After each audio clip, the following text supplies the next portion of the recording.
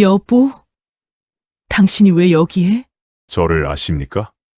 15년 전 사고로 세상을 떠난 줄 알았던 남편이 아무 일도 없었다는 듯 아들 결혼식장에 나타났습니다.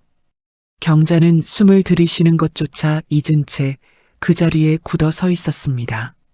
얼굴도 체격도 걸음걸이도 분명 남편이 맞는데 그는 경자를 모르는 사람처럼 바라보고 있었어요. 왜 그는 아내를 기억하지 못하는 걸까요? 그가 죽었던 15년 동안 대체 어떤 일이 있었던 걸까요? 사연을 시작하기 전에 구독과 좋아요로 함께 해주시면 큰 힘이 됩니다. 지금 어디에서 듣고 계신지도 댓글로 알려주시면 그 자리에 행운이 함께하길 바라겠습니다. 결혼식장 로비는 발 디딜 틈 없이 사람들로 가득 차 있었습니다. 하객들은 방명록을 작성하고 축의금 봉투를 건네며 인사를 나눴죠. 화사한 꽃장식 사이로 웨딩 음악이 강물처럼 은은하게 흘러나왔습니다. 오늘은 서경자의 외아들 김현우의 결혼식이었습니다. 경자는 분홍빛 한복을 단정하게 차려입고 혼주석에 서 있었어요. 밀려드는 하객들에게 허리를 숙일 때마다 하얀 동정이 단정하게 흔들렸죠. 축하드립니다. 고맙습니다. 와주셔서 감사해요. 경자의 목소리는 차분했고 미소는 흐트러짐이 없었습니다. 표정도 담담했죠. 하지만 그녀의 오른쪽 남편이 있어야 할 자리는 텅 비어 있었습니다. 흔한 명패 하나 없는 그 의자는 마치 처음부터 주인이 없었던 것처럼 고요했습니다. 경자는 하객들이 잠시 뜸해진 틈을 타 무심코 손을 뻗어 빈 의자의 등받이를 쓸어내렸습니다. 마치 누군가 거기 앉아 있기라도 한 것처럼 보이지 않는 먼지를 털어내고 의자 각도를 반듯하게 맞췄죠. 15년 그 긴 세월 동안 상실은 경자에게 밥을 먹고 숨을 쉬는 것 같은 일상이 되어버렸습니다. 경자의 손이 의자 팔걸이 위에 잠깐 머물렀어요. 당신이 여기 있었으면 얼마나 좋았을까. 경자는 작게 한숨을 내쉬며 손을 걷었습니다. 사람들은 그 빈자리를 눈여겨보지 않았습니다. 이미 오래전부터 익숙한 풍경이었으니까요. 경자는 손목시계를 확인했습니다. 예식 시작까지 20분 남았어요. 그녀는 손때 묻은 작은 수첩을 꺼냈습니다. 패백 음식 확인, 버스 대절, 식권 매수, 빽빽하게 적힌 메모들이 지난 세월 그녀가 감당해야 했던 무게를 보여주는 듯 했습니다. 작은 식당에서 국밥을 팔아 아들 학비를 대고 집을 마련하고 이 결혼식까지 경자는 단 한 번도 남편 없다고 기죽지 않았습니다. 아니, 기죽을 틈조차 없었다는 게 맞겠지요. 어머니, 괜찮으세요? 어느새 다가온 아들 현우가 경자의 어깨를 감쌌습니다. 턱시도를 입은 아들은 젊은 시절 남편을 쏙 빼닮아 듬직했습니다. 괜찮아. 우리 아들 장가가는 날인데 어머니가 꼿꼿하게 서 있어야지. 현우는 경자의 거친 손을 가만히 잡았습니다. 그리고는 경자의 옆 텅 빈 의자로 시선을 옮겼습니다. 아들의 눈빛이 젖어 들어가는 걸 본 경자는 일부러 더 환하게 웃으며 아들의 손등을 두드렸습니다. 아버지가 여기 계셨다면. 현우의 눈가가 살짝 붉어졌습니다. 고생 많으셨어요, 어머니. 정말 많이. 경자는 아들의 손을 꽉 잡았어요. 목이 메어왔지만 그녀는 억지로 웃음을 지었습니다. 무슨 소리야? 우리 아들 이렇게 잘 자라줘서 고마운 건 나지. 경자의 목소리가 미세하게 떨렸어요.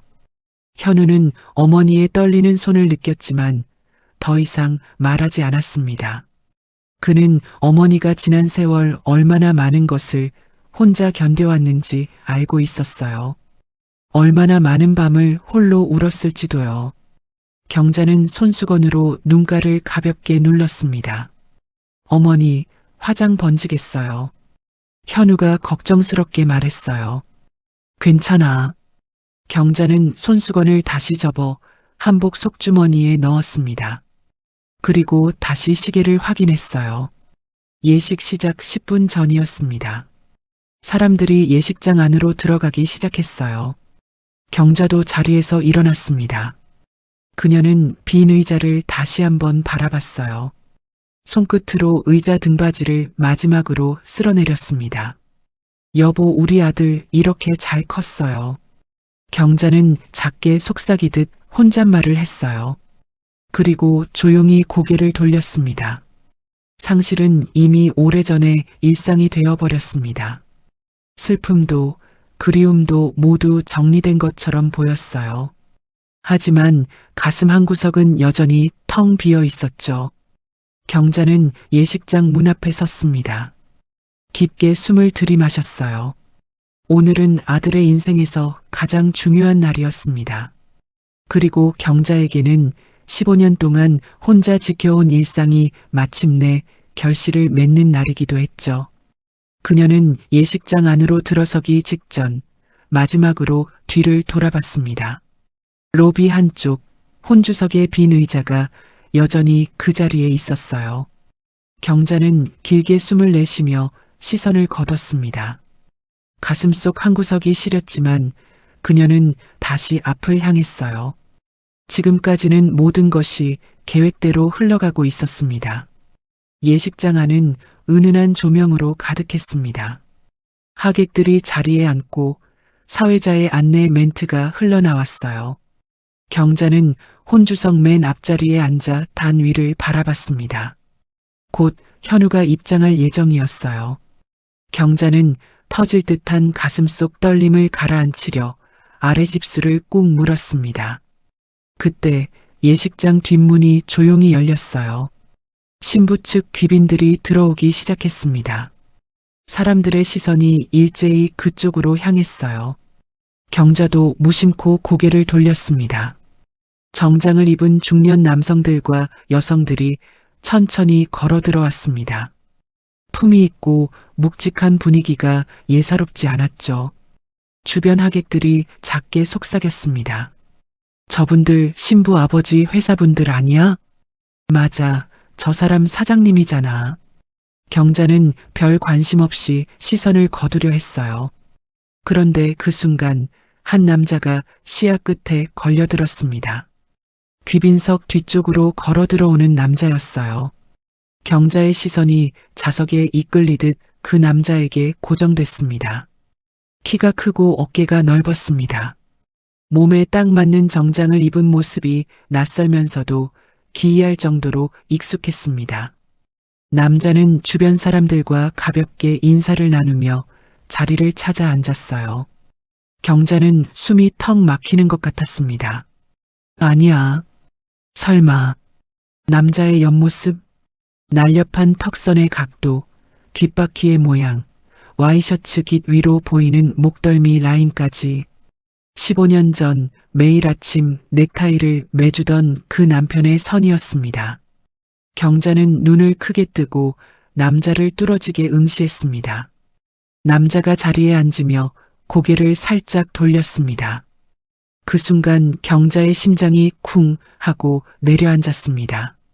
저 사람이 설마. 정면으로 보인 남자의 얼굴, 이마의 굴곡, 콧날의 선, 인매의 모양이 기억 속 그 사람과 판박이었습니다. 경자의 손이 바들바들 떨리기 시작했습니다. 한복 치마 위에 놓인 손을 주먹 쥐듯 꽉 눌렀지만 떨림은 멈추지 않았습니다. 닮은 사람은 세상에 많아. 그냥 우연이야. 경자는 스스로를 다독이려 애썼습니다. 하지만 시선은 본드라도 붙인 듯 그 남자에게서 떨어지지 않았습니다. 남자는 옆 사람과 대화를 나누며 자연스럽게 웃었습니다. 그 눈가에 잡히는 주름마저 경자의 가슴을 후벼 팠습니다. 이럴 리 없어. 15년이나 지났는데 저렇게 똑같을 리가. 경자는 고개를 세차게 저으며 시선을 돌리려 했습니다. 하지만 눈은 말을 듣지 않고 자꾸만 그 남자를 쫓았습니다. 그때 남자가 손목 시계를 확인했습니다. 왼손으로 시계판을 습관적으로 문지르는 동작이었어요. 경자는 헉 하고 숨을 멈췄습니다. 저 버릇, 저건 남편도 똑같은 습관이 있었어요. 중요한 결정을 앞두거나 긴장할 때면 꼭 저렇게 왼손으로 시계를 만지작거렸죠. 경자의 입술이 바짝 말라 들어갔습니다. 아니야, 그냥 우연이야. 사람들은 다들 시계 보잖아. 경자는 비명 같은 부정을 속으로 삼키며 억지로 고개를 앞으로 돌렸습니다. 단 위에서 사회자가 신랑 입장을 알렸습니다. 신랑 입장. 웅장한 음악이 흘러나오고 아들 현우가 씩씩하게 걸어 나왔어요. 엄이라면 응당 아들을 바라보며 박수를 쳐야 할 순간이었습니다. 하지만 눈은 자꾸만 그 남자 쪽으로 향했어요. 남자는 박수를 치며 신랑을 바라보고 있었습니다.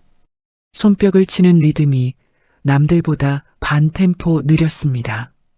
천천히 규칙적으로 박수를 쳤습니다.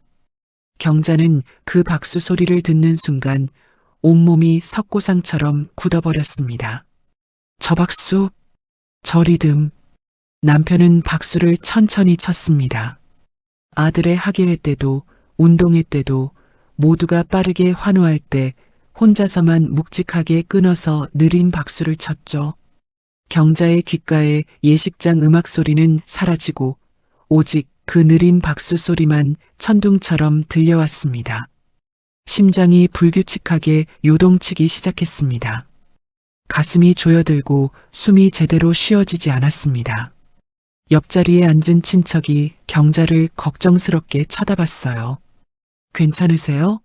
얼굴이 하얘지셨는데. 경자는 겨우 고개를 끄덕였습니다. 괜찮아요. 긴장해서 그래요. 하지만 경자의 목소리는 떨리고 있었어요. 신부가 입장하고 예식이 진행됐습니다. 경자는 예식을 보고 있었지만 경자의 눈에는 아무것도 들어오지 않았어요. 머릿속은 온통 그 남자 생각뿐이었습니다. 설마, 정말 설마, 당신이야? 경자는 다시 한번 그 남자를 돌아봤어요. 남자는 예식을 조용히 지켜보고 있었습니다. 표정은 차분했고 태도는 점잖았어요. 하지만 경자의 눈에는 그 모든 것이 낯설면서도 익숙했습니다. 경자는 손수건을 꺼내 손바닥에 땀을 닦았어요. 온몸이 사시나무 떨듯 떨렸습니다. 15년 동안 꾹꾹 눌러 담아 정리했다고 믿었던 감정이 댐이 무너지듯 터져 나왔습니다. 예식이 끝나고 하객들이 박수를 쳤습니다. 경자도 억지로 손뼉을 쳤어요. 하지만 그녀의 시선은 여전히 그 남자에게 가 있었습니다. 남자가 자리에서 일어났어요. 그리고 주변 사람들과 악수를 나누며 예식장 밖으로 나갔습니다.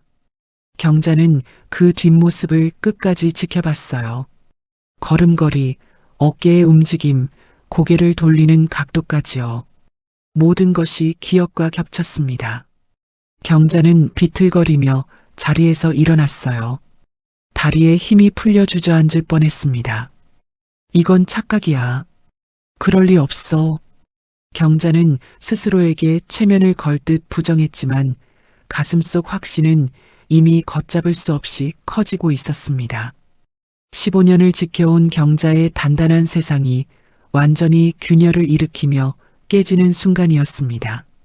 예식이 끝나고 피로연장으로 사람들이 이동했습니다. 경자는 피로연장 입구 혼주석에 서서 하객들을 맞이했어요. 사람들이 다가와 축하 인사를 건넸지만 경자의 대답은 기계적이었습니다. 축하드립니다. 네, 고맙습니다. 신랑 신부 정말 잘 어울려요. 감사합니다. 경자의 입은 움직였지만 경자의 영혼은 이미 다른 곳에 가 있었습니다. 시선은 자꾸만 피로연장 안쪽 신부 측 귀빈석을 향해 곁눈질하고 있었습니다. 그 남자가 보였어요. 다른 사람들과 담소를 나누며 식사를 하고 있었습니다. 경자는 숨을 고르며 그를 관찰했어요. 차분히 생각해. 그냥 닮은 사람일 뿐이야. 하지만 마음속 떨림은 가라앉지 않았습니다. 현우가 경자 옆으로 다가왔어요. 어머니, 괜찮으세요? 아까부터 안색이 안 좋으신 것 같은데. 경자는 황급히 미소를 지었습니다. 괜찮아. 피곤해서 그래. 내 걱정은 하지 마. 현우는 걱정스런 눈빛으로 경자의 얼굴을 유심히 살폈어요. 무슨 일 있으면 말씀하세요. 없어, 정말. 어서 가서 신부 챙겨. 경자는 아들을 등 떠밀어 보내고 다시 도둑고양이처럼 그 남자를 훔쳐보았습니다. 그때 남자가 물잔을 들어 물을 마셨습니다. 오른손으로 잔을 잡고 왼손으로 잔 밑을 받쳤어요. 경자의 눈이 커졌습니다. 저 습관. 남편도 꼭 저렇게 물을 마셨습니다. 누가 앞에 있건 없건 물 한 잔도 항상 양손으로 조심스럽게 마시던 사람이어요. 경자는 입술을 피가 통하지 않을 정도로 꽉 깨물었습니다. 우연일 거야. 저렇게 마시는 사람 많아. 하지만 심장은 경자의 이성을 비웃기라도 하듯 쿵쾅거리기 시작했습니다. 식사를 마친 남자가 냅킨으로 입가를 닦았습니다. 그리고 무심결에 정말 무의식 중에 왼쪽 귓불을 만지작거렸습니다. 경자는 숨을 멈췄어요. 저것도 남편은 깊은 생각을 하거나 난처할 때면 꼭 왼쪽 귓불을 살짝 잡아당기는 버릇이 있었습니다. 경자는 더 이상 그 자리에 가만히 서 있을 수가 없었습니다. 다리가 후들거려 주저앉을 것만 같았습니다. 어디 가세요? 옆에 앉아있던 친척이 물었습니다. 저 화장실 좀 다녀올게요. 경자는 도망치듯 자리를 피했습니다. 하지만 그녀가 향한 곳은 화장실이 아니었습니다. 피로 연장 구석, 커다란 기둥 뒤에 몸을 숨기고 다시 그 남자를 지켜봤습니다. 남자는 옆 사람의 이야기에 고개를 끄덕이며 환하게 웃고 있었습니다. 경자는 그 표정을 뚫어지게 바라봤습니다. 웃는 모습도 똑같아. 입꼬리가 올라가는 각도, 눈가에 생기는 잔주름까지 기억 속 남편과 닮아 있었어요. 경자는 가슴을 짚었습니다. 심장이 터질 듯 뛰었어요. 이건 착각이 아니야. 너무 많이 닮았어. 그때 남자가 자리에서 일어났습니다. 경자는 화들짝 놀라 기둥 뒤로 몸을 더 숨겼습니다. 남자는 천천히 걸어 피로 연장을 빠져나갔습니다. 경자는 잠시 망설이다가 홀린 듯 그 뒤를 밟았습니다. 복도까지 나온 경자는 멀찍이 떨어져서 남자를 지켜봤습니다. 남자는 복도 창가에 서서 휴대폰을 꺼냈어요. 통화를 시작했습니다. 경자는 가까이 다가갈 수 없었어요. 하지만 남자의 뒷모습을 계속 바라봤습니다. 남자가 통화를 마치고 휴대폰을 주머니에 넣었어요. 그리고 왼손으로 목덜미를 주무르기 시작했습니다. 경자는 그 자리에 얼어붙었어요. 저 버릇까지. 남편은 피곤하거나 스트레스를 받으면 목덜미를 주무르는 습관이 있었어요. 왼손으로 천천히 목 뒤를 주물렀죠. 경자의 눈에 눈물이 맺혔습니다. 이럴 리가 없는데. 남자가 다시 피로 연장 안으로 들어갔어요. 경자는 그 자리에 멍하니 서 있었습니다.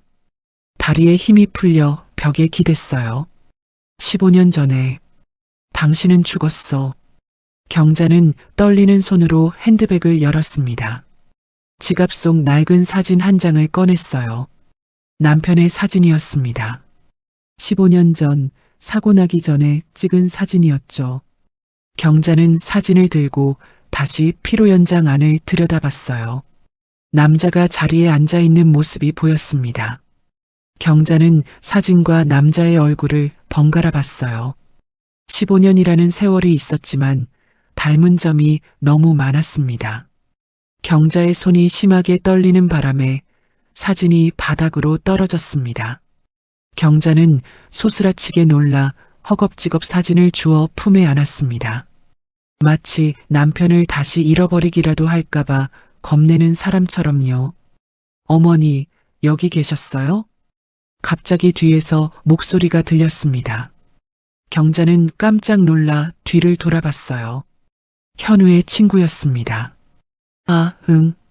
잠깐 바람 쐬러 나왔어. 안으로 들어가세요. 곧 케이크 자르는 순서예요. 경자는 고개를 끄덕였어요. 사진을 얼른 지갑 속에 넣고 피로 연장으로 돌아갔습니다. 하지만 경자의 발걸음은 무거웠어요. 머릿속은 온통 그 남자 생각뿐이었습니다. 내가 미친 걸까? 죽은 사람이 살아 돌아올 리 없는데.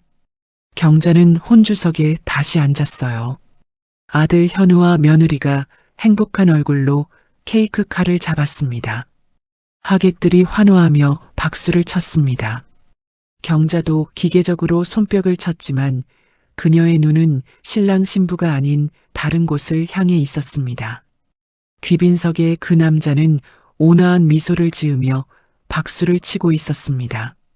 자신의 아들인지도 모른 채 남의 잔치 구경하듯 박수를 치는 남자를 보며 경자는 그 잔인한 평온함을 보며 가슴이 미어지는 것 같았습니다. 당신이야. 정말 당신인 거야? 경자는 차오르는 눈물을 참으려 입술을 깨물며 고개를 숙였습니다. 15년 동안 굳게 닫아두었던 판도라의 상자가 열리고 있었습니다. 확신은 흔들리고 의심은 걷잡을 수 없는 파도가 되어 경자를 덮쳤습니다. 그녀는 직감했습니다. 오늘 그냥 넘어가서는 안 된다는 것을요. 피로연이 끝나갈 무렵이었습니다. 하객들이 하나둘 식권과 답례품을 챙겨 자리를 뜨기 시작했죠. 경자는 혼주석에 앉아 웃으며 배웅 인사를 했지만 정신은 온통 딴 곳에 팔려 있었습니다.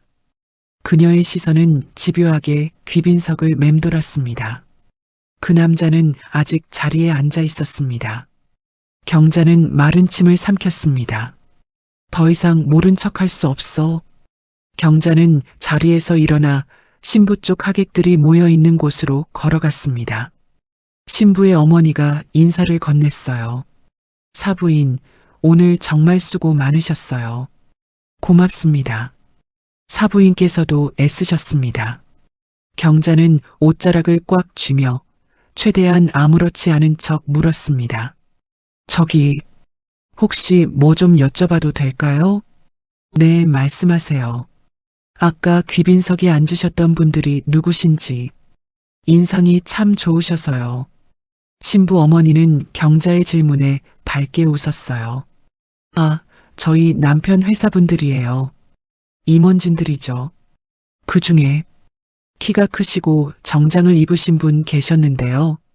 경자는 목소리가 떨리지 않게 아랫배에 힘을 주었습니다.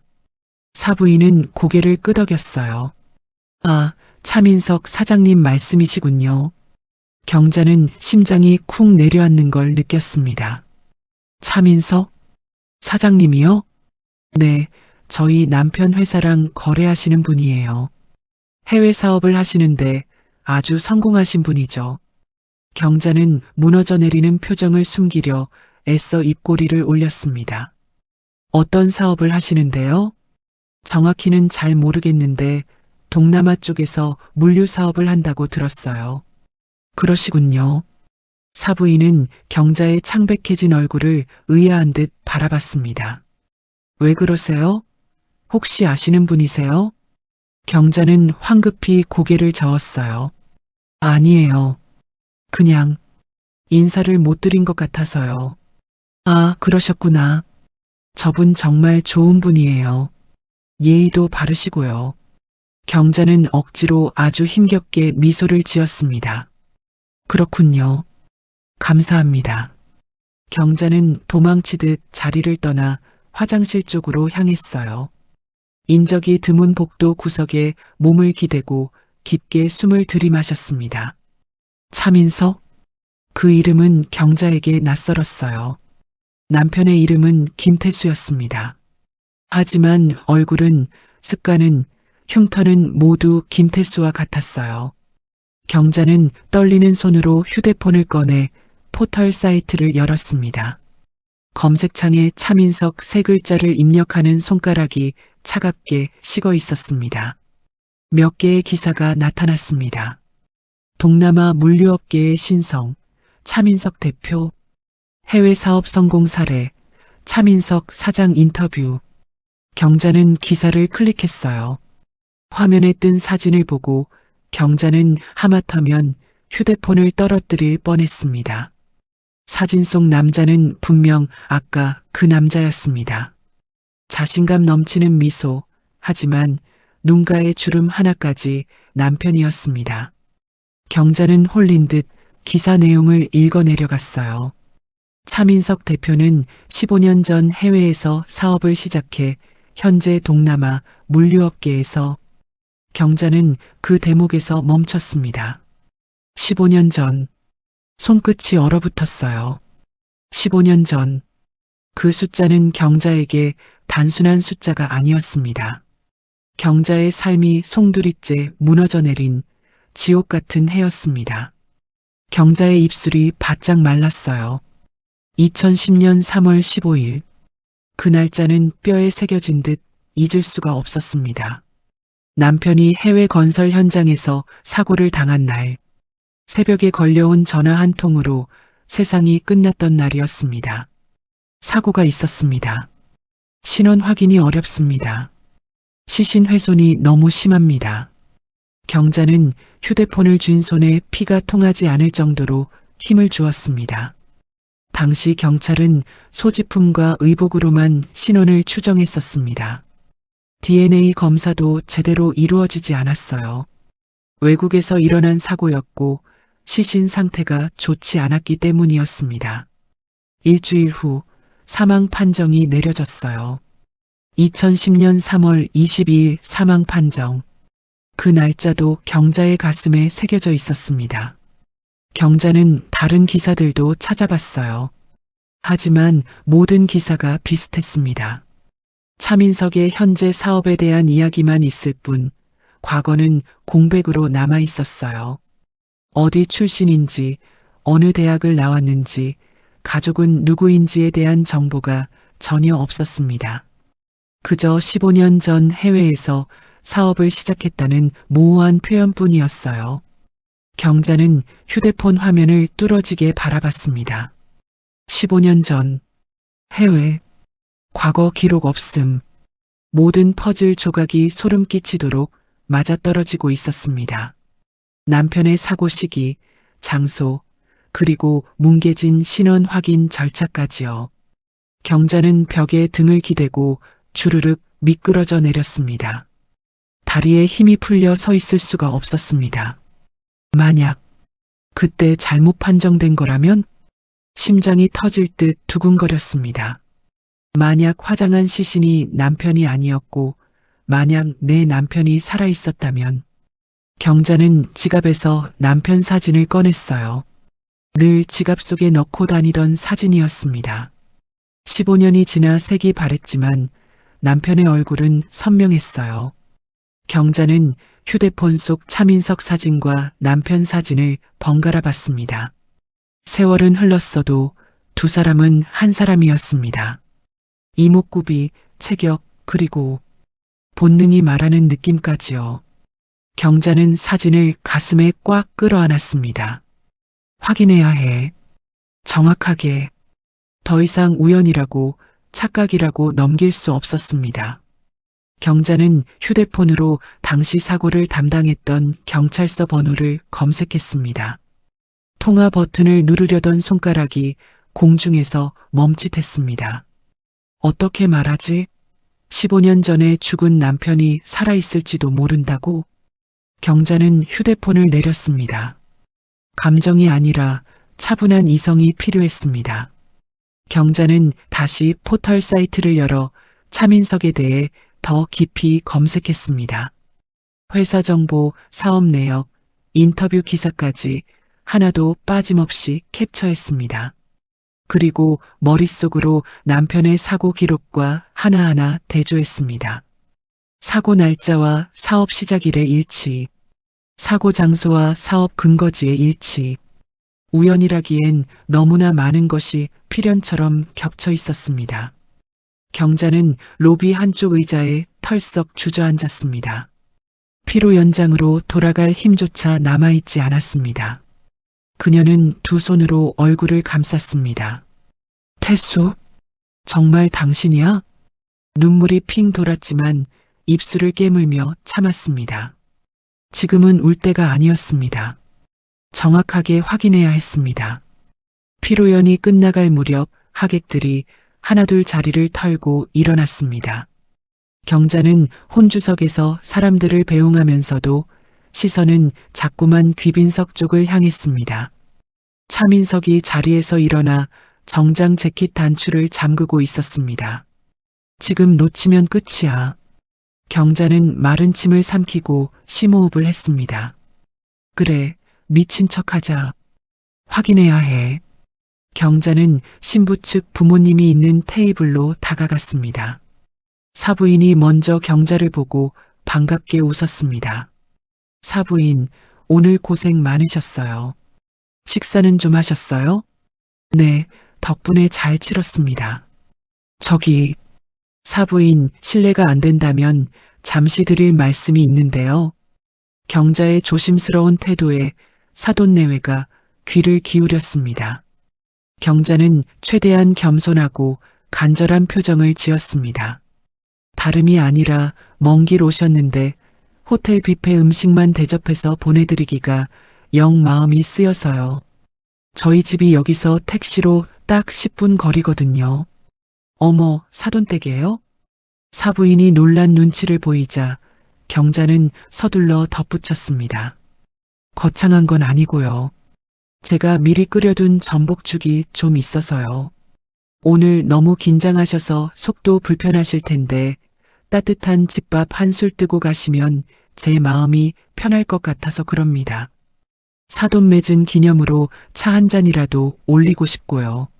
속 편한 집밥이라는 말에 지쳐있던 사돈들의 표정이 부드러워졌습니다. 그 틈을 타 경자는 쐐기를 박았습니다. 그리고 저기 차민석 사장님도 함께 모시면 어떨까 해서요. 차 사장님도요? 네, 아까 인사도 제대로 못 드렸는데 사돈 어른의 귀한 손님을 그냥 보내드리는 게 예의가 아닌 것 같아서요. 잠깐 들러서 목만 축이고 가시라고 해주시면 안 될까요? 경자의 목소리는 차분했지만 맞잡은 두 손은 하얗게 질려 있었습니다. 사돈 어른이 잠시 고민하다가 차민석을 돌아보았습니다. 경자의 심장이 쪼그라드는 것 같았습니다. 여보, 차 사장 일정 괜찮은지 물어봐요. 사부인 정성이신데. 잠시 후 차민석과 대화를 나누고 돌아온 사돈 어른이 고개를 끄덕였습니다. 허허, 차 사장이 마침 저녁 비행기라 시간이 좀 뜬다고 하네요. 감사히 가겠답니다. 아, 정말입니까? 감사합니다. 경자는 안도의 한숨을 내쉬며 고개를 숙였습니다. 등줄기에 식은땀이 흘러내렸습니다. 그럼 제가 먼저 가서 준비해 놓겠습니다. 주소는 문자로 찍어드릴게요. 경자는 도망치듯 피로연장을 빠져나왔습니다. 아들 현우를 붙잡고 엄마가 사돈 어른들 모시고 집에 먼저 가 있겠다고 짧게 통보한 뒤인 택시에 올라탔습니다. 택시가 출발하자마자 경자는 참았던 숨을 몰아쉬었습니다. 손이 덜덜 떨려 휴대폰 자판을 치기도 힘들었습니다. 사부인에게 집 주소를 전송하고 나니 덜컥 겁이 났습니다. 내가 지금 무슨 짓을 한 거지? 15년 동안 남편의 제사를 지내온 그 집.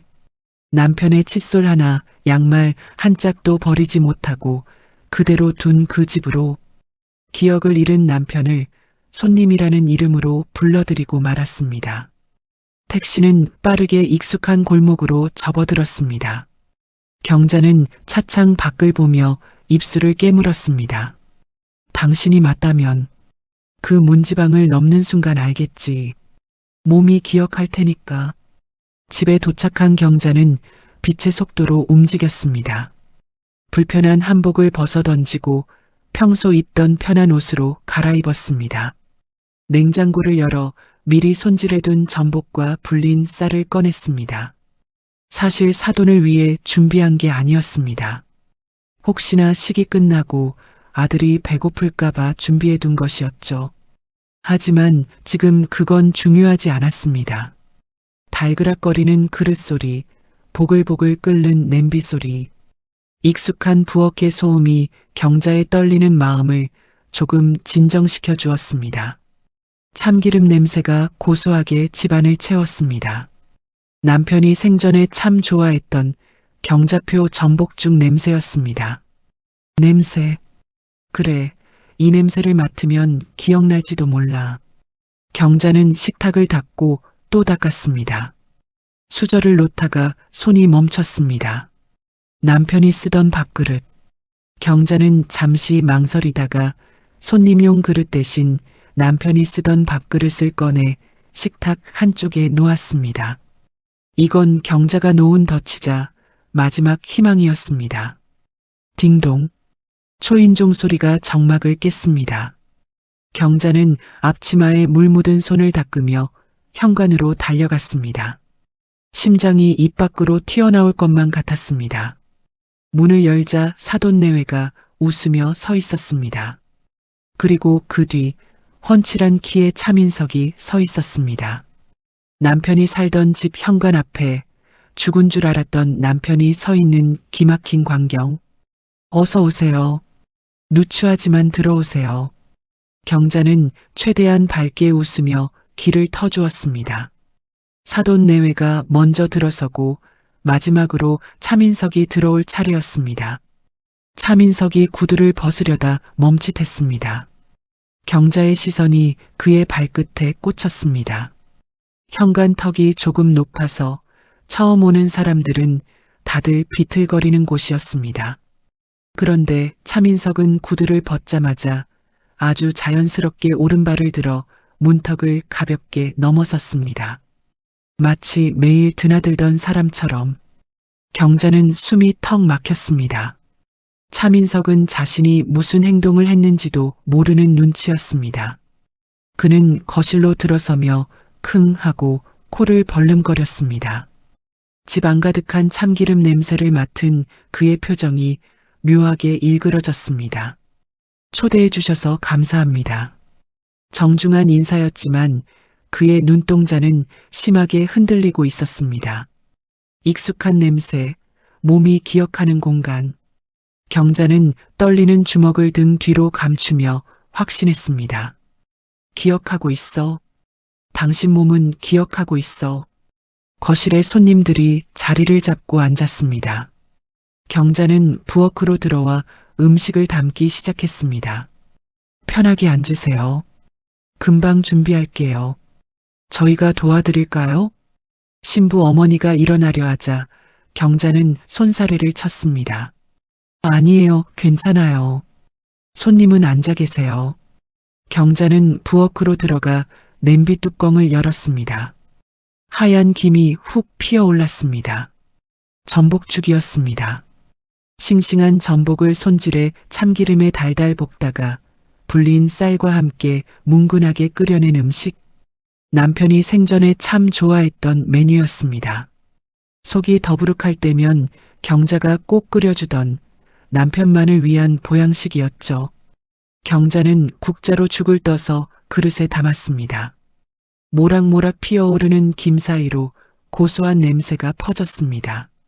경자는 차민석의 그릇에 죽을 조금 더 넉넉히 담았습니다. 이 사람이 정말 당신이라면.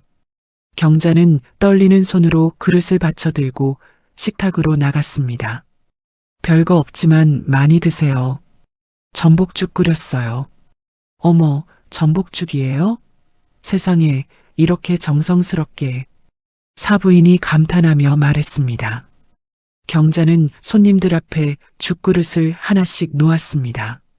마지막으로 차민석 앞에 그릇을 놓는 순간 경자의 심장이 쿵 내려앉았습니다.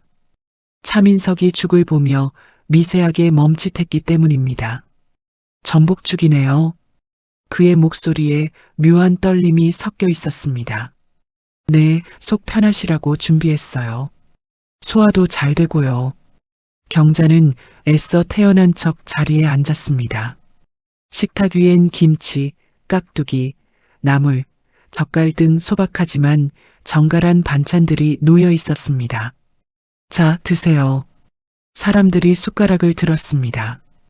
경자는 죽을 먹는 척하며 곁눈질로 차민석을 뚫어지게 관찰했습니다. 차민석은 숟가락으로 죽을 한번 휘저어 보더니 한참을 물끄러미 들여다보았습니다. 그리고 천천히 한 숟가락 떠서 입으로 가져갔습니다. 죽을 삼킨 그가 잠시 숟가락질을 멈췄습니다. 표정이 묘하게 일그러졌습니다. 맛이 익숙하네요. 차민석이 혼잣말처럼 중얼거렸습니다. 경자는 숨이 멎는 줄 알았습니다. 그래요? 네, 어디서 먹어본 것 같은데. 정확히는 기억이 안 나네요. 차민석은 고개를 갸웃거리며 다시 숟가락을 들었습니다. 경자는 마른 침을 삼켰습니다. 기억하는 거야. 당신 몸이 기억하고 있는 거야. 차민석은 죽을 먹으며 무의식적으로 배추김치를 집었습니다. 죽 한 숟가락에 빨간 김치를 척 얹어 먹기 시작했습니다. 경자의 눈가에 눈물이 핑 돌았습니다.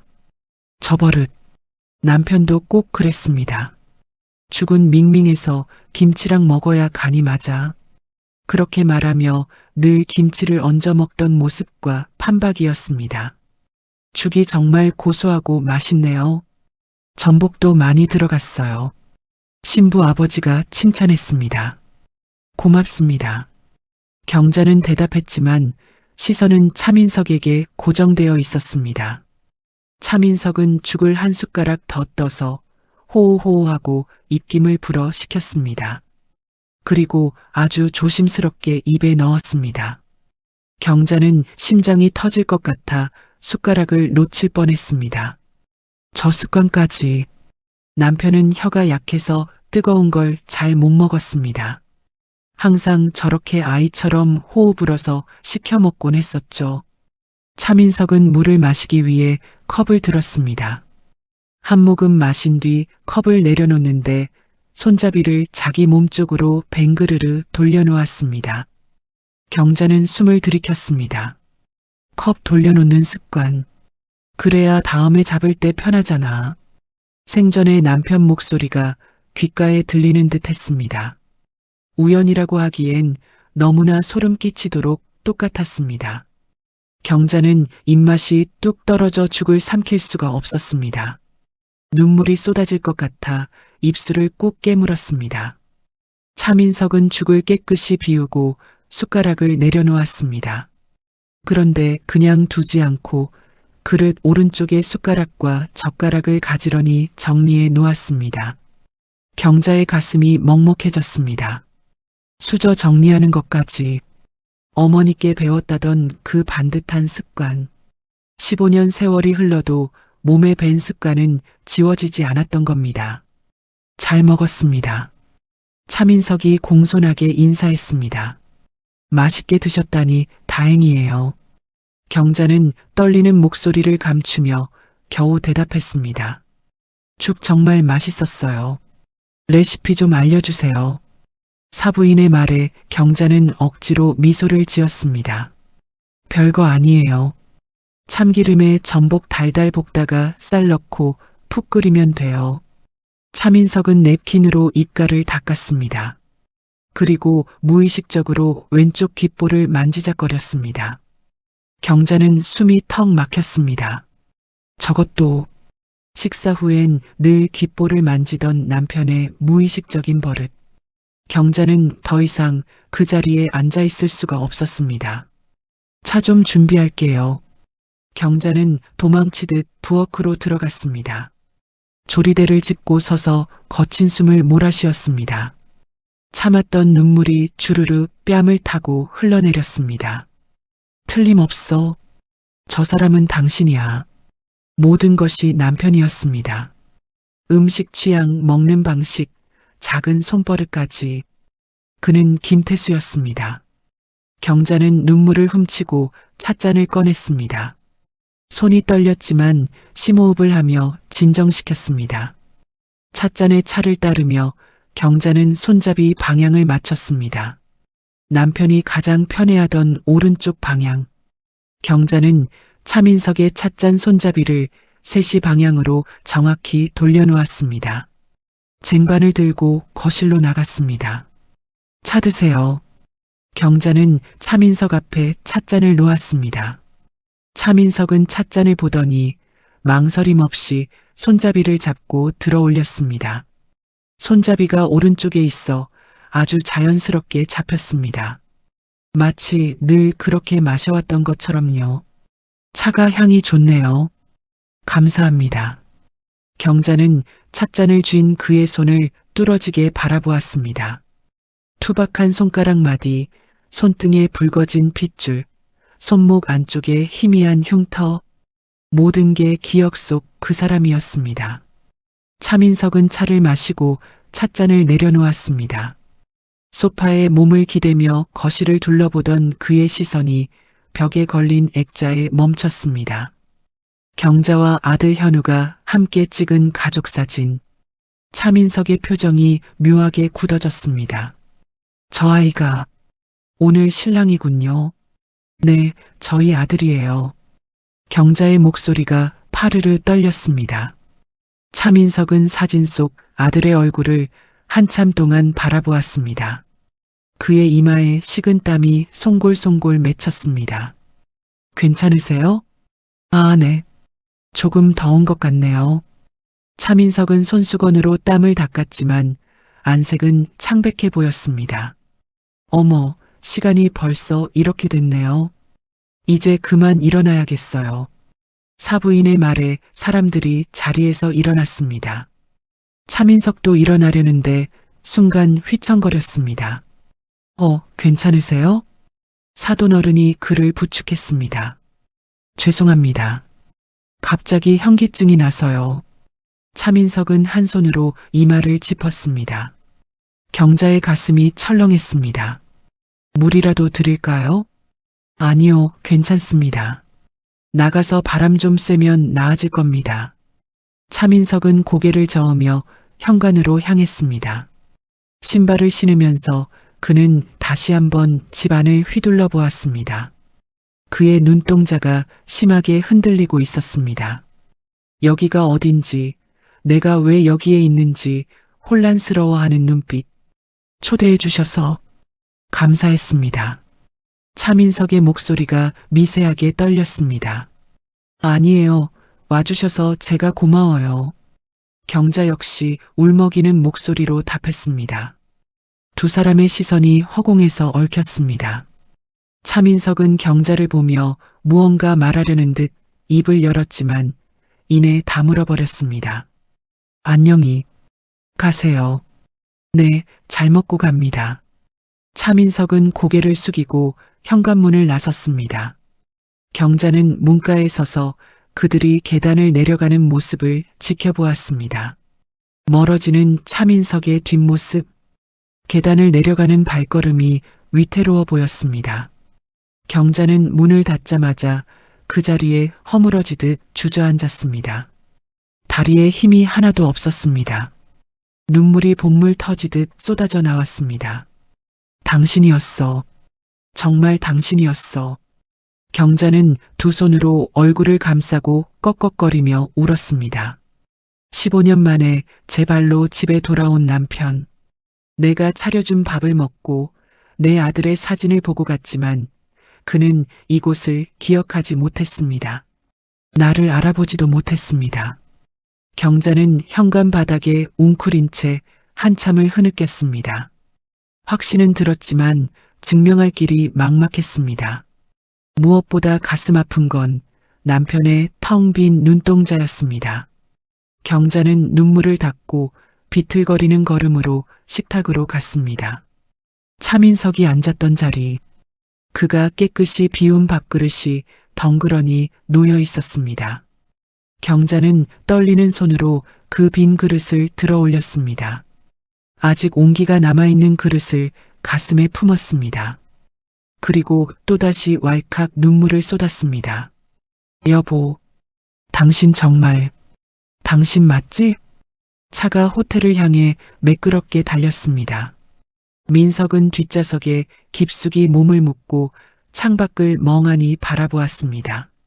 앞좌석에서 들려오는 신부 부모님의 대화 소리가 마치 물속에서 듣는 것처럼 웅웅거렸습니다. 민석은 관자놀이를 꾹 눌렀습니다. 머릿속에서 누군가 드릴로 뚫는 듯한 통증이 시작되었습니다. 조금만 참자. 호텔 가서 약 먹으면 괜찮을 거야. 차가 신호등 앞에 멈추는 순간 민석의 눈앞이 번쩍하더니 하얀 빛이 터졌습니다. 윽! 민석은 터져나오는 신음을 막지 못하고 머리를 감싸쥐었습니다. 차 사장님, 괜찮으세요? 신부 아버지가 놀라서 뒤를 돌아보았습니다. 아, 네, 괜찮습니다. 민석은 겨우 대답했지만 눈앞의 세상은 이미 뒤틀려 있었습니다. 시야가 뿌옇게 흐려지더니 낯선 풍경들이 파노라마처럼 겹쳐 보이기 시작했습니다. 저녁 노을이 붉게 깔린 좁은 골목길, 한 손에 검은 비닐봉지를 들고 터벅터벅 걷는 남자. 아, 콩나물 사는 걸 깜빡했네. 경자한테 혼나겠는데. 중얼거리는 목소리가 귓가에 선명하게 들렸습니다. 경자가 누구지? 장면이 바뀌었습니다. 한여름의 뙤약볕 아래 가파른 계단을 오르는 숨소리. 후, 이놈의 계단은 오를 때마다 숨이 차네. 이마에 흐르는 땀을 닦으며 올려다본 집 대문. 또다시 장면이 바뀌었습니다. 낡은 현관문 열쇠 구멍에 열쇠를 꽂아 돌리는 손. 철컥, 문이 열리고 훅 끼쳐오는 된장찌개 냄새. 다녀왔습니다. 여보 왔어요? 얼른 씻고 와요. 밥 다 됐어. 세상에서 가장 따뜻하고 그리운 그 여자의 목소리. 으윽, 아. 민석은 차 안에서 사시나무 떨듯 몸을 떨었습니다. 그 따뜻한 기억들이 밀려올 때마다 가슴이 칼로 저미는 듯 아팠습니다. 여보, 차 사장님 상태가 심각해요. 기사님, 차 돌려요. 응급실로 가요. 신부 어머니가 다급하게 소리쳤습니다. 아, 아닙니다. 제발. 민석은 창백하게 질린 손을 내저었습니다. 호텔로 가주세요. 쉬면 됩니다. 민석은 필사적으로 정신줄을 잡았습니다. 하지만 기억의 파편들은 멈추지 않고 쏟아져 내렸습니다. 따뜻한 김이 오르는 식탁, 전복죽을 후후 불어주는 여자의 손길. 당신 속 안 좋잖아. 천천히 먹어. 거실에서 들려오는 까르르 웃음소리. 아빠, 나 로봇 변신시켰어. 이것 봐. 민석의 시선이 아래로 향하자 조그만 사내아이가 로봇을 들고 달려옵니다. 오구, 우리 강아지. 잘했네. 민석은 자신도 모르게 아이의 머리를 쓰다듬는 신용을 했습니다. 민석의 눈에서 뜨거운 눈물이 주르르 흘러내렸습니다. 가슴이 너무 아파 숨을 쉴 수가 없었습니다. 잃어버린 줄도 몰랐던 내 인생의 가장 소중한 조각들이었습니다. 호텔 로비에 도착했을 때 민석은 거의 기어가다시피 차에서 내렸습니다. 부축하려는 손길도 뿌리치고 비틀거리며 엘리베이터에 탔습니다. 객실 문을 닫자마자 민석은 그대로 현관 바닥에 주저앉았습니다. 거친 숨을 몰아쉬었지만 환청은 멈추지 않았습니다. 탁, 탁, 탁. 도마질 소리. 보글보글. 찌개 끓는 소리. 여보, 넥타이 삐뚤어졌어. 아빠, 나랑 축구하자. 너무나 평범해서 눈물 나도록 그리운 소리들. 민석은 바닥을 기어서 거실 한가운데로 갔습니다. 양손으로 귀를 틀어막고 웅크렸습니다. 그만, 제발 그만해. 하지만 소리는 귀가 아니라 심장에서 울려 퍼지고 있었습니다. 민석은 확신했습니다. 이건 환각이 아니다. 이건 내 기억이다. 내가 잊고 살았던 차민석이 되기 전에 나의 삶이다. 여기는 내가 살던 곳이야. 민석은 덜덜 떨리는 목소리로 중얼거렸습니다. 그 골목, 그 계단, 그 냄새, 그 목소리. 단순히 초대받아간 집이 아니었습니다. 내 발이 기억하고 내 몸이 기억하는 나의 집이었습니다. 그럼 나는 누구지? 민석은 비틀거리며 일어나 거울 앞에 섰습니다. 거울 속의 남자는 낯설었습니다. 성공한 사업가 차민석. 고급 수트를 입은 남자. 하지만 그 껍데기 속에 웅크리고 있는 건 콩나물 사는 걸 깜빡하고 아내 경자에게 혼날까봐 걱정하던 평범한 가장이었습니다. 나는 차민석이 아니야. 민석은 거울을 향해 작게 속삭였습니다. 15년 동안 쌓아 올린 성공과 명예가 모래성처럼 허물어졌습니다. 하지만 이상하게도 그 무너진 자리에서 두려움보다는 그리움이 솟아올랐습니다. 그 따뜻했던 밥상으로 그 여자의 목소리 곁으로 돌아가고 싶다는 본능적인 갈망. 민석은 주머니에서 휴대폰을 꺼냈습니다. 검색창에 기억상실 회복을 쳤습니다. 익숙한 장소, 냄새, 소리 등의 강한 자극이 기억 회복의 열쇠가 된다. 민석은 휴대폰을 꽉 쥐었습니다. 답은 정해져 있었습니다. 그 집으로 다시 가야 한다. 가서 확인해야 한다. 내가 누구인지. 시계는 밤 10시를 가리키고 있었습니다. 민석은 벗어두었던 재킷을 다시 걸쳤습니다. 거울 속 창백한 얼굴을 한번 쓸어내리고 결연한 눈빛으로 객실을 나섰습니다. 호텔 앞 택시 승강장. 어디로 모실까요? 민석은 휴대폰에 저장된 주소를 기사에게 보여주었습니다. 아까 그 집, 경자의 집 주소였습니다. 이곳으로 최대한 빨리 가주십시오. 택시가 어둠을 뚫고 달리기 시작했습니다. 민석은 창밖을 보며 주먹을 꽉 쥐었습니다. 심장이 터질 듯 뛰었습니다. 두려움 때문이 아니었습니다. 15년 만에 집으로 돌아간다는 가슴 벅찬 설렘과 죄책감이 뒤섞인 감정이었습니다. 기다려요. 내가 가고 있어. 민석은 눈을 감고 깊게 숨을 들이마셨습니다. 되돌릴 수 없는 밤이 시작되고 있었습니다. 택시가 어두운 밤거리를 미끄러지듯 달렸습니다. 네온사인의 불빛이 민석의 얼굴 위로 어지럽게 춤을 췄습니다. 하지만 민석의 눈에는 아무것도 들어오지 않았습니다. 그의 세상은 오직 하나의 목적지를 향해 좁혀지고 있었습니다. 손님 도착했습니다. 택시가 멈춘 곳은 가로등 하나가 위태롭게 깜빡거리는 낡은 골목 입구였습니다. 택시가 떠나고 민석은 홀로 골목 앞에 남겨졌습니다. 차가운 밤 공기가 폐부 깊숙이 들어왔습니다. 민석은 마른 침을 삼키며 골목 안을 들여다보았습니다. 금이 간 담벼락, 대문 앞에 내놓은 연탄재, 누군가 키우는 고무대야의 화분들. 낯선 풍경이어야 하는데 가슴이 저릿할 정도로 눈에 익었습니다. 마치 어제 퇴근길에 걸었던 길처럼 발바닥이 길의 굴곡을 기억하고 있었습니다. 들어가면 돌이킬 수 없어. 민석은 주먹을 꽉 쥐었습니다. 한 발짝만 내디디면 15년 동안 쌓아 올린 차민석의 성벽이 무너질 것입니다. 하지만 돌아가기엔 이미 너무 멀리 와버렸습니다. 민석은 천천히 골목 안으로 발을 옮겼습니다. 한 걸음, 두 걸음.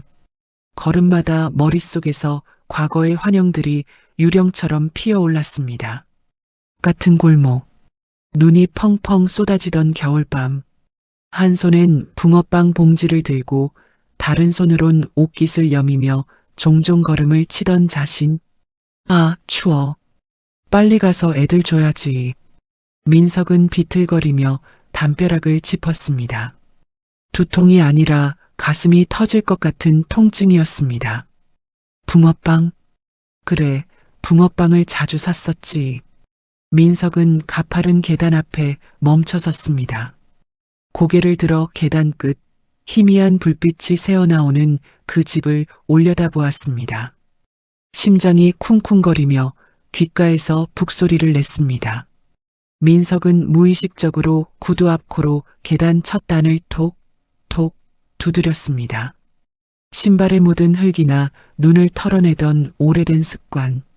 자신이 지금 무슨 행동을 하는지도 모른 채 몸이 먼저 반응했습니다. 올라가야 해. 민석은 난간을 꽉 붙잡고 계단을 오르기 시작했습니다.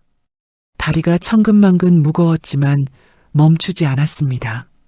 계단 중간쯤 올랐을 때 또다시 환영이 겹쳐 보였습니다. 비 오는 날 우산을 들고 마중 나온 여자. 여보, 우산 안 가져갔잖아. 나왔어? 비 오는데 뭐하러 나와? 투박하게 말하지만 아내 쪽으로 우산을 기울여 주던 자신의 모습. 민석은 계단 난간에 얼굴을 묻고 흐느꼈습니다. 으흐흑. 기억나지 않는 행복이 이렇게 사무칠 수 있다는 걸 처음 알았습니다. 그 소소하고 따뜻했던 일상들이 지금의 화려한 성공보다 더 간절하게 그리웠습니다. 민석은 눈물을 닦고 다시 계단을 올랐습니다. 마침내 현관문 앞, 문틈으로 새어나오는 노란 불빛이 민석의 젖은 눈가를 비쳤습니다. 민석은 떨리는 손을 들어 올렸습니다. 지금 이 초인종을 누르면 판도라의 상자가 열릴 것입니다. 자신이 누구였는지, 왜 사랑하는 가족을 잊고 살았는지 그 잔인한 진실과 마주해야 합니다. 하지만 당신을 다시 보고 싶어. 민석은 눈을 질끈 감고 초인종을 눌렀습니다. 딩동. 적막한 밤 공기를 가르는 벨소리. 안에서 인기척이 들렸습니다. 터벅터벅 힘없는 발소리가 가까워졌습니다.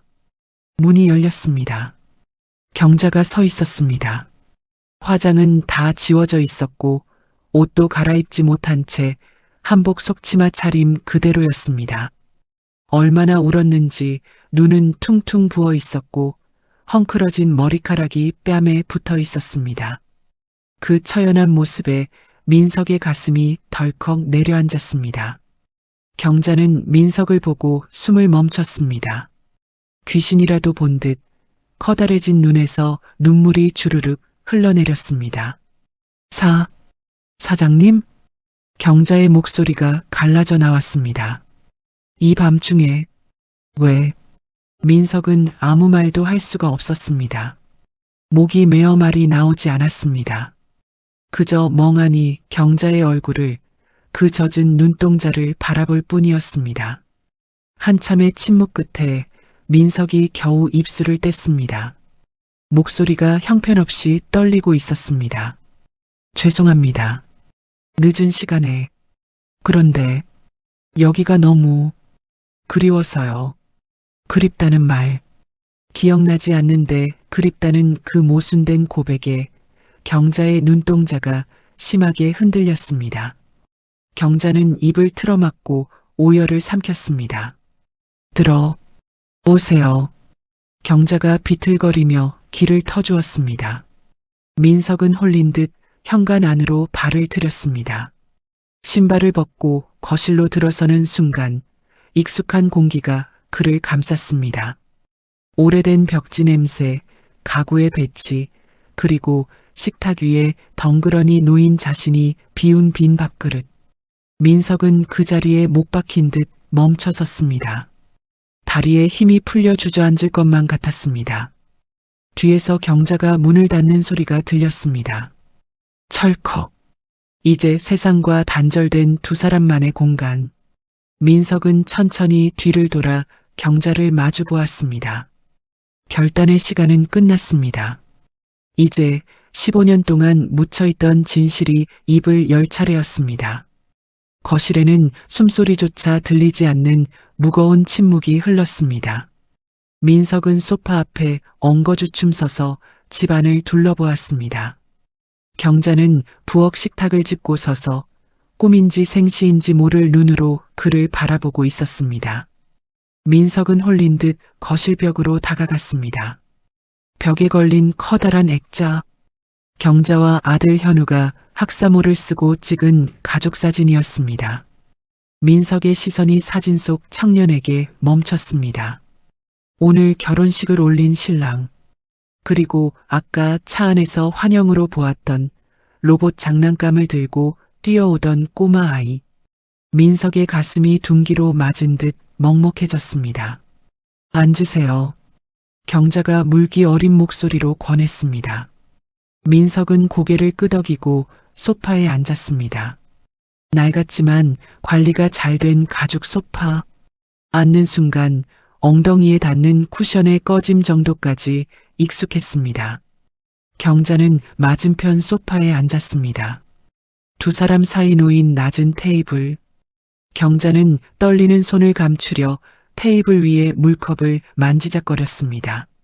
한참 만에 민석이 입을 열었습니다. 제가 왜 여기 왔는지 모르겠습니다. 목소리가 형편없이 떨리고 있었습니다.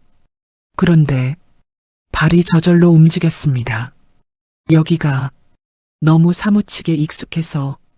경자는 입술을 깨물며 고개를 끄덕였습니다. 알아요. 당신 몸은 기억하니까. 저는 차민석이라는 이름으로 15년을 살았습니다. 민석이 고통스럽게 고백했습니다. 과거가 없습니다. 15년 전 사고로 뇌를 다쳐서 그 이전의 기억은 백지장입니다. 경자는 그 말을 듣고 가슴이 미어지는 것 같았습니다. 얼마나 외로웠을까. 자신이 누군지도 모르고 산 15년 세월이. 하지만 오늘 이 집에 들어온 순간부터 민석은 두 손으로 머리를 감싸쥐었습니다. 자꾸 장면들이 튀어나옵니다. 이 거실, 저 부엌, 그리고 당신 목소리. 경자는 벌떡 일어나 안방으로 들어갔습니다. 잠시 후 그녀의 손에 표지가 닳고 다른 낡은 앨범 하나가 들려 있었습니다. 경자는 그것을 민석 앞에 내려놓았습니다. 보세요. 민석은 떨리는 손으로 앨범을 펼쳤습니다. 첫 페이지, 빛 바랜 결혼식 사진 속 촌스러운 턱시도를 입은 젊은 남자와 수줍게 웃는 여자가 있었습니다. 민석의 호흡이 멈췄습니다. 사진 속 남자는 젊은 시절의 자신, 아니 김태수였습니다. 이 사람, 김태수? 제 남편이에요. 경자의 눈에서 눈물이 주르륵 흘러내렸습니다. 15년 전 돈 벌러 가겠다고 해외로 나갔다가 사고를 당했어요. 시신도 못 찾았다고. 그래서 죽은 줄로만 알았는데. 경자는 말을 잇지 못하고 흐느꼈습니다. 민석은 앨범을 넘겼습니다. 갓 태어난 핏덩이를 안고 쩔쩔매는 자신의 모습, 놀이터 그네를 밀어주는 자신의 모습, 모든 사진 속에 차민석이 아닌 김태수가 살고 있었습니다. 민석은 앨범을 덮고 얼굴을 파묻었습니다. 이게 정말 접니까? 네. 경자는 단호하게 대답했습니다. 당신은 김태수예요. 내 남편이고 현우 아빠예요. 민석이 고개를 들자 경자가 민석의 왼팔을 쳐다보았습니다. 걷어보세요. 네. 왼쪽 소매. 걷어보세요. 거기에 흉터가 있을 거예요. 민석은 와이셔츠 단추를 풀고 소매를 걷어 올렸습니다. 팔뚝 안쪽에 남은 3cm가량의 희미한 흉터가 드러났습니다. 젊었을 때 공사판에서 쇠파이프에 긁힌 자국이에요. 경자가 떨리는 손으로 그 흉터를 조심스럽게 어루만졌습니다. 따뜻한 손길에 민석의 몸이 움찔했습니다. 병원 가기 죽기보다 싫어하는 당신을 제가 억지로 끌고 가서 꿰맸죠. 그때 당신이 그랬어요. 이 흉터 볼 때마다 내 생각하겠다고. 민석은 자신의 흉터를 내려다보았습니다. 아무 기억도 없는 흉터에 그런 사연이 숨어 있었습니다. 그리고 물 마실 때 컵을 두 손으로 잡는 거. 경자가 울먹이며 말을 이었습니다. 신혼 때 컵 깨뜨리고 나서 생긴 버릇이잖아요. 전복죽엔 꼭 김치 얹어 먹는 거, 밥 먹고 나면 왼쪽 귓불 만지는 거. 경자는 자리에서 일어나 민석의 옆으로 다가갔습니다. 그리고 조심스럽게 15년 만에 남편의 왼쪽 귓불에 손을 댔습니다. 민석은 피하지 않았습니다. 생각할 때마다 여기 만지잖아요. 당신 버릇이에요. 뒷목 주무르는 것도, 잘 때 코 골다가 컥 소리 내는 것도 다 내 남편 김태수예요. 경자는 바닥에 주저앉아 민석의 무릎에 얼굴을 묻고 오열했습니다. 그 울음소리가 민석의 가슴을 찢어 놓았습니다. 저는 정말. 민석의 눈에서도 뜨거운 눈물이 툭툭 떨어져 경자의 등을 적셨습니다. 입술이 파르르 떨려 말이 제대로 나오지 않았습니다. 미안합니다. 미안해요. 기억이 안 납니다. 아내를 앞에 두고도 알아보지 못하는 자신이 원망스러웠습니다. 경자는 고개를 들어 눈물범벅이 된 얼굴로 민석을 올려다보았습니다. 그녀가 민석의 두 손을 꽉 잡았습니다. 거칠고 투박한 그리웠던 남편의 손이었습니다. 괜찮아요. 기억 못해도 돼요. 경자가 절절하게 말했습니다. 살아있어줘서, 이렇게 돌아와줘서, 그거면 돼요. 당신 살아있잖아. 내 앞에 있잖아. 민석은 경자의 손을 마주 잡았습니다. 그 순간 머릿속에서 강렬한 장면이 스쳐 지나갔습니다. 한겨울밤, 이 소파에 앉아 귤을 까먹던 두 사람. 민석이 경자의 차가운 손을 자신의 옷 속으로 넣어 녹여주던 기억. 차가워. 여보, 손 좀 녹이고 다녀. 민석은 자신도 모르게 경자의 손을 끌어당겨 자신의 가슴에 댔습니다. 심장이 쿵쿵 뛰는 그곳에 이 느낌 알 것 같습니다. 민석이 젖은 목소리로 속삭였습니다. 머리는 모르겠는데 여기가 당신을 아프게 기억합니다. 여보. 경자는 와락 민석을 끌어안았습니다. 민석도 떨리는 팔을 들어 경자의 등을 감싸 안았습니다. 15년의 세월을 건너뛴 포옹이었습니다. 민석의 손이 경자의 등을 천천히 쓰다듬었습니다. 토닥토닥. 우는 아내를 달래주던 15년 전에 그 손길 그대로였습니다. 밤은 깊어가고 거실의 시계는 째깍거렸지만 두 사람의 시간은 15년 전 그 어느 날에서 다시 흐르기 시작했습니다. 서로의 체온이 텅 비어있던 15년의 공백을 뜨겁게 채우고 있었습니다. 창밖으로 푸스름한 새벽빛이 스며들고 있었습니다. 경자와 민석은 소파에 나란히 앉아 밤을 지새웠습니다. 경자는 담담하게, 때로는 목이 메어 15년의 세월을 풀어놓았습니다. 사망 소식을 들었던 그날의 절망, 남편의 영정사진 앞에서 아들을 붙잡고 울었던 장례식, 아비 없는 자식 소리 듣지 않게 하려고 악착같이 살았던 날들. 민석은 묵묵히 들었습니다. 듣는 내내 가슴을 쥐어짜는 듯한 통증이 느껴졌습니다. 기억하지 못한다는 핑계로 아내를 저토록 외롭게 두었다는 죄책감이 그를 짓눌렀습니다. 힘드셨겠어요. 정말 미안합니다. 민석의 목소리가 갈라졌습니다. 견딜만 했어요. 경자가 퉁퉁 부은 눈으로 옅게 웃었습니다. 현우가 있었으니까요. 당신이 남겨준 선물이니까. 민석은 벽에 걸린 아들의 학사모 사진을 올려다보았습니다. 제가 그 훌륭한 청년의 아버지라는 게 믿기지 않습니다. 당신 아들이에요. 경자가 민석의 손등 위에 자신의 손을 포개며 단호하게 말했습니다. 닮았어요. 웃는 인매도 걷는 폼도 심지어 고집 센 것까지 당신 판박이에요. 민석은 사진 속 아들을 눈에 새기듯 바라보았습니다. 오늘 결혼식장에서 본 듬직한 신랑. 그 아이의 손을 한 번도 잡아주지 못했다는 사실이 뼈아프게 다가왔습니다. 현우는 알고 있나요? 아직 말 못했어요. 죽은 줄 알았던 아빠가 살아왔다고 하면 그 애도 많이 놀랄 테니까요. 민석은 고개를 끄덕였습니다. 저도 혼란스럽습니다. 차민석으로 15년을 살았는데 하루아침에 김태수라고 하니 마치 남의 옷을 입은 것처럼 실감이 안 납니다.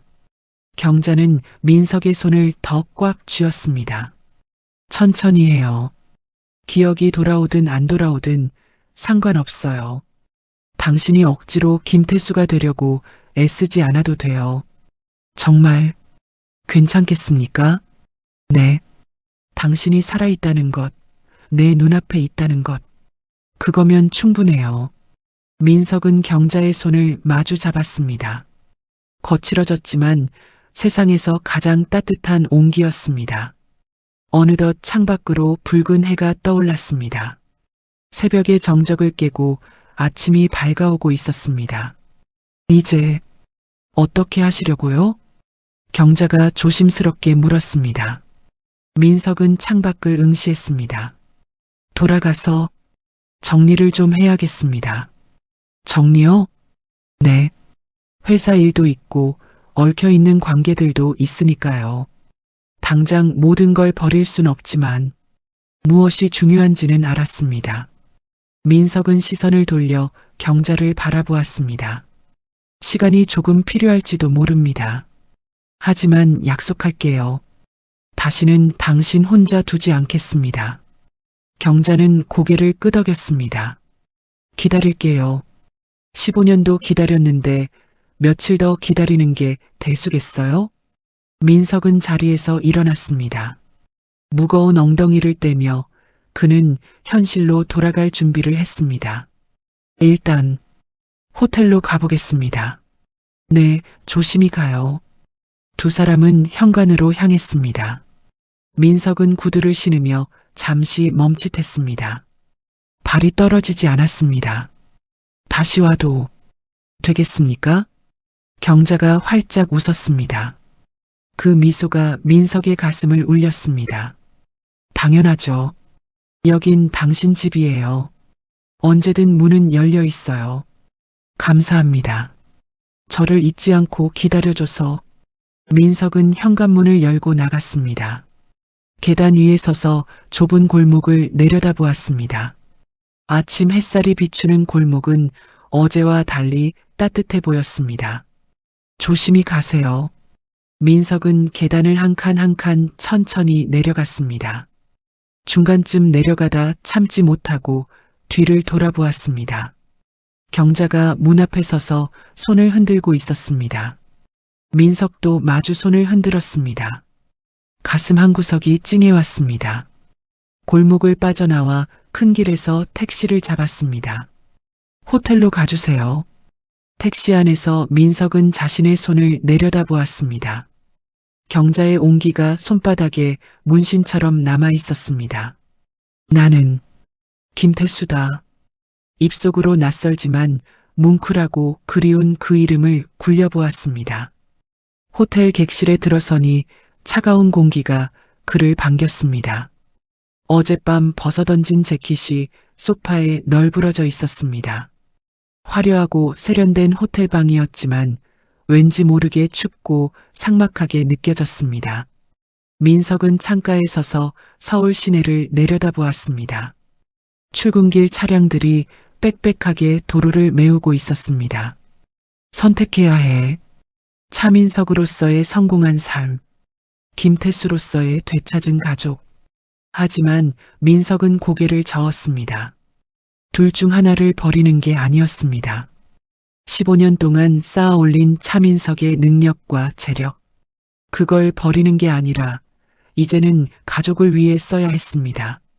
그게 가장으로서 할 수 있는 최고의 보상이었습니다. 휴대폰을 꺼내니 부재중 전화가 수십 통 와 있었습니다. 비서, 임원, 최 회장. 민석은 비서에게 전화를 걸었습니다. 사장님, 연락이 안 돼서 얼마나 걱정했는지 모릅니다. 어디십니까? 미안해요. 급한 사정이 있었어요. 오늘 오전에 투자 미팅 있는 거 아시죠? 지금 출발하셔야. 김 비서, 민석이 말을 끊었습니다. 오늘 미팅 취소해 주세요. 비서가 당황한 듯 말을 더듬었습니다.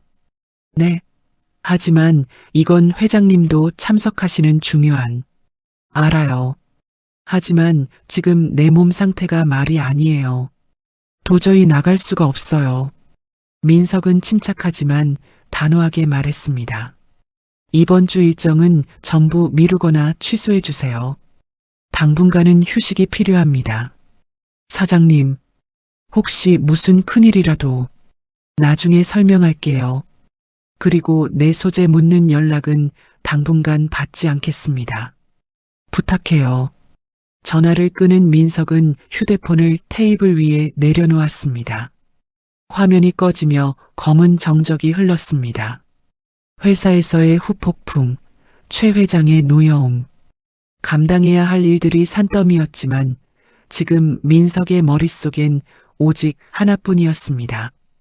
가족. 민석은 노트북을 열어 자신의 자산 현황과 일정을 확인했습니다. 그는 가족을 위한 계획을 세우기 시작했습니다. 고생만 한 아내에게 해주고 싶은 것들, 아들의 새 출발에 보태줄 수 있는 것들, 15년 동안 남을 위해, 회사를 위해 살았던 차민석의 시간. 이제 그 시간의 주인을 바꾸기로 했습니다. 민석은 넥타이를 풀고 셔츠 단추를 풀었습니다. 거울 속 자신의 얼굴을 보았습니다. 밤을 새워 푸석했지만 눈빛만은 15년 만에 처음으로 또렷하게 빛나고 있었습니다. 기다려요, 여보. 민석은 작게 속삭였습니다. 완전히 버리는 것이 아니라 잠시 멈추는 것. 가장 소중한 것을 지키기 위해 민석은 숨을 고르고 있었습니다. 일주일이 흘렀습니다. 민석은 매일 저녁 경자의 집을 찾았습니다. 회사 일은 잠시 뒤로 미뤄두고 오롯이 김태수를 찾는 시간에 몰두했습니다. 저녁 밥상에 된장찌개가 올랐습니다. 보글보글 끓는 뚝배기에서 구수한 냄새가 퍼졌습니다. 민석은 국물을 한 숟가락 떠서 입에 넣었습니다. 맛있네요. 정말 당신이 제일 좋아하던 거예요. 우리 엄마한테 배운 레시피 그대로 끓였어요. 엄마, 장모님. 그 단어가 뇌관을 건드린 듯 머릿속에서 섬광이 터졌습니다. 좁은 부엌 땀을 뻘뻘 흘리며 찌개를 끓이는 장모님의 뒷모습. 김서방, 밥 먹고 가. 아유, 장모님. 찌개 냄새가 기가 막힙니다. 입만 살았어, 이 사람. 우리 경자 눈에 눈물 나게 하면 국물도 없을 줄 알아. 민석의 숟가락이 툭 떨어졌습니다. 눈물이 왈칵 쏟아져 찌개 그릇으로 떨어졌습니다. 장모님, 나한테 밥 많이 먹으라고 밥그릇에 밥을 산처럼 퍼주셨는데 기억나요? 경자가 떨리는 목소리로 물었습니다. 네, 장모님이 저를 참 예뻐해 주셨는데 어머니 2년 전에 돌아가셨어요. 눈 감으실 때까지 김서방 불쌍해서 어쩌냐고 찾으셨는데 민석은 가슴을 쥐어뜯으며 오열했습니다. 기억은 그렇게 하나둘씩 아픈 가시가 되어 돌아왔습니다. 다음 날 오후 아들 현우에게서 전화가 왔습니다. 신혼여행에서 돌아온다는 연락이었습니다. 저녁이 되자 현관문 도어락이 풀리는 소리가 들렸습니다. 띠띠띠띠 띠로리. 경자와 민석은 동시에 자리에서 일어났습니다. 엄마, 저희 왔어요. 현관문을 열고 들어오던 현우가 거실에 서 있는 민석을 보고 멈칫했습니다. 차 사장님? 여기는 어쩐 일이세요? 현우는 당황한 듯 캐리어를 내려놓으며 경자를 쳐다봤습니다. 엄마, 이게 무슨 상황이야? 손님 오셨어? 경자는 심호흡을 한 번 하고 현우의 손을 잡아 소파에 앉혔습니다. 현우야, 놀라지 말고 들어. 뭔데 그래? 분위기 이상하게. 이분, 차 사장님 아니야. 그게 무슨 소리야? 경자는 민석을 바라보았습니다. 민석은 고개를 숙이고 있었습니다. 내 아빠야. 거실에 정적이 흘렀습니다. 시계 초침 소리만 크게 들렸습니다. 현우가 헛웃음을 터뜨렸습니다. 엄마, 아버지는 돌아가셨잖아. 제사 지낸 게 몇 번인데. 15년 전 사고 때 착오가 있었어. 아빠는 기억을 잃고 다른 사람으로 살았던 거야. 경자가 낡은 앨범을 펼쳐 보여주었습니다. 젊은 날의 태수와 지금의 민석. 세월의 흔적만 다를 뿐 같은 눈매, 같은 미소였습니다. 현우의 눈동자가 심하게 흔들렸습니다. 그는 천천히 자리에서 일어나 민석에게 다가갔습니다. 정말 우리 아버지라고요? 민석은 고개를 들어 아들을 마주 보았습니다. 눈물이 가득 고인 눈으로 떨리는 손을 뻗어 아들의 어깨를 잡으려다 멈칫했습니다. 감히 만져도 될까 싶어서. 현우야. 목소리가 갈라져 나왔습니다. 너무 늦게 와서 미안하다. 아비 노릇 못해줘서 미안해. 현우는 민석의 팔을 거칠게 걷어 올렸습니다. 어릴 적 엄마에게 귀에 못이 박히도록 들었던 그 흉터. 왼팔 안쪽에 희미한 상처 자국이 눈에 들어왔습니다. 현우의 입술이 파르르 떨렸습니다. 원망과 그리움이 뒤섞인 눈빛. 왜 이제 왔어요? 왜? 엄마랑 나만 두고. 미안하다. 내가 죄인이다. 민석이 무릎을 꿇으려 하자 현우가 민석을 와락 끌어안았습니다. 아버지. 건장한 청년이 된 아들이 아이처럼 울음을 터뜨렸습니다. 민석은 아들의 넓은 등을 꽉 끌어안았습니다. 단단한 근육, 따뜻한 체온. 기억 속에선 갓난아기였는데 어느새 이렇게 커서 아비를 안아주고 있었습니다. 현우야, 내 아들. 민석의 눈물과 아들의 눈물이 섞여 서로의 옷을 적셨습니다. 경자도 두 사람을 감싸 안으며 흐느꼈습니다. 15년 동안 비어있던 밥상 머리의 한 자리. 오늘 밤 비로소 그 빈자리가 꽉 채워졌습니다. 사람의 인생은 각자 다른 길을 걸어도 마음이 닿는 순간은 같다고 믿습니다. 이 이야기에서 여러분이 느낀 감정, 그 진심을 들려주세요. 함께 공감하고 따뜻해지고 싶습니다. 오늘 함께 해주셔서 정말 감사합니다.